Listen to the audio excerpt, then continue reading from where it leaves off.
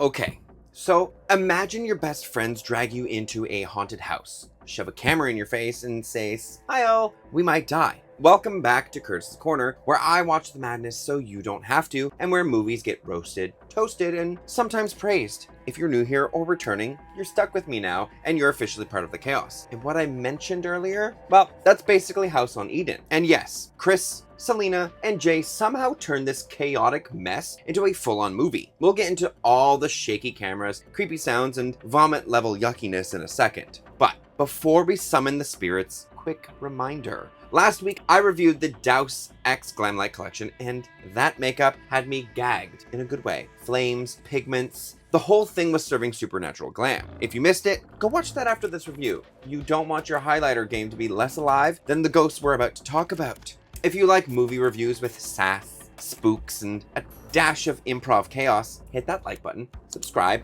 and ring that little bell so you never miss when I drop another video. And hey, Patreon link is below for the behind the scenes content and the uncut versions of these reviews. Now, grab your cat balls, your spirit box, and maybe a mop, because things get yucky.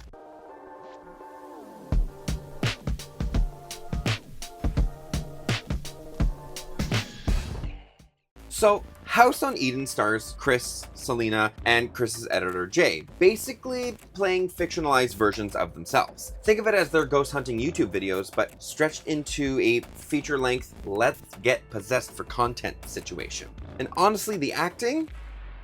Surprisingly good. Why though? Because it's not really acting. These are best friends who spend their lives doing this stuff on camera. The improv is natural, the chemistry is real, and half the time you feel like you're watching an extended vlog rather than a movie, which works most of the time.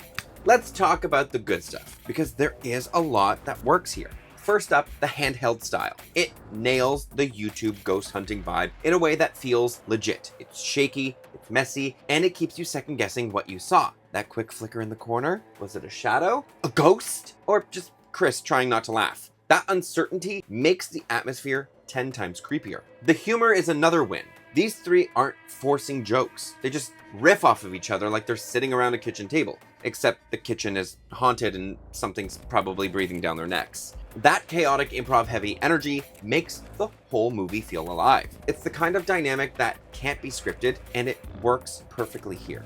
The sound design deserves major props. Normally in ghost hunting YouTube videos, you get muffled whispers and tinny background noise where you're like, was that a demon? Or did someone just fart off camera? But in House on Eden, every sound is dialed up and crystal clear. Distant screams that double as heavy breathing, guttural vomiting that makes you gag along with them. It's gross, it's eerie, and it totally sets the mood. I also love how the ghost equipment gets used. The cat balls lighting up, the music box playing on its own, the Alice box spitting out creepy words. It adds that extra layer of realism. It's the same gear that they use on their real channels, so it feels authentic. It's like the movie is saying, yeah, this is fake, but look how cool this could be if ghosts were this dramatic. Then there's the pacing of the haunt. The longer they stay at the property, the worse things get, and each character seems to get affected in a different way. Sometimes it's subtle, like a shift in how they act towards each other, and sometimes it's not so subtle, like, oh, you're full on spiraling right now. That slow build of tension is way creepier than jump scares. But speaking of jump scares, thankfully, this movie doesn't lean on them too hard. Sure, there are some moments where you'll flinch if you scare easily, but it's mostly about atmosphere. Creepy noises in the dark, fleeting images in the background, the unsettling feeling that something is just off. That is what sticks with you.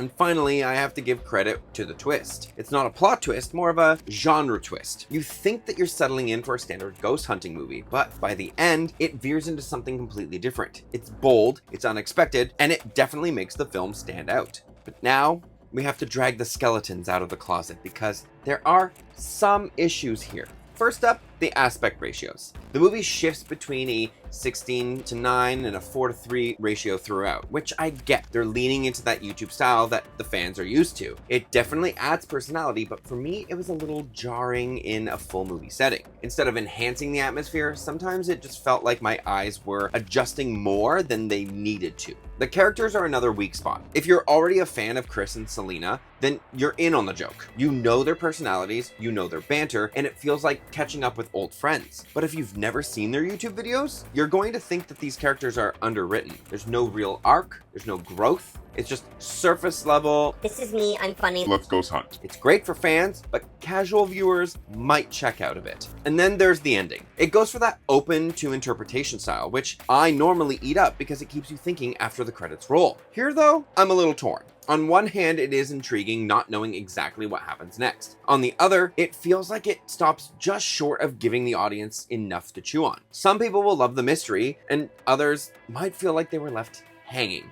Another thing that stood out to me was the bigger force driving the story. The film does set up a supernatural motive, and it's clear that there is a mythology at play that explains why the characters are being targeted. I actually liked that there was an attempt to ground the scares in lore instead of random ghost chaos. The issue is that the way it unfolds feels a little uneven. You can tell that there's a deeper story underneath, but the visuals and the pacing don't always line up with the mythology. It ends up feeling more confusing than impactful, which is a shame because the core idea is strong.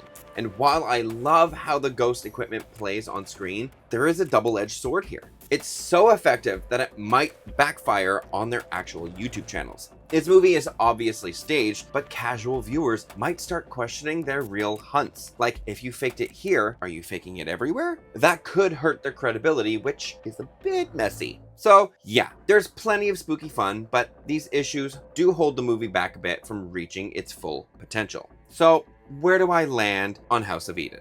For me, it's a fascinating experiment more than a polished film. It's like they said, What if we took our chaotic YouTube energy, stretched it out for 80 minutes, and just winged it? and honestly, it works in its own scrappy way. This isn't prestige horror. This isn't Hereditary. It's three best friends running around with cameras, making each other laugh, scaring themselves silly, and letting the audience join in on the chaos. If you go in expecting a super tight story with character arcs and deep motives, you're probably going to leave disappointed. But if you go in wanting a fun, eerie, low-budget hangout horror film with YouTubers you already adore, you're gonna have a good time. And that is why I'm going to be giving it a C+. It's not a masterpiece, but it's not trying to be. It's more like a love letter to their fans, to each other, to the horror community, and to the very genre of ghost hunting videos that got them here in the first place. And honestly, for a film on a shoestring budget, that's a win in my book.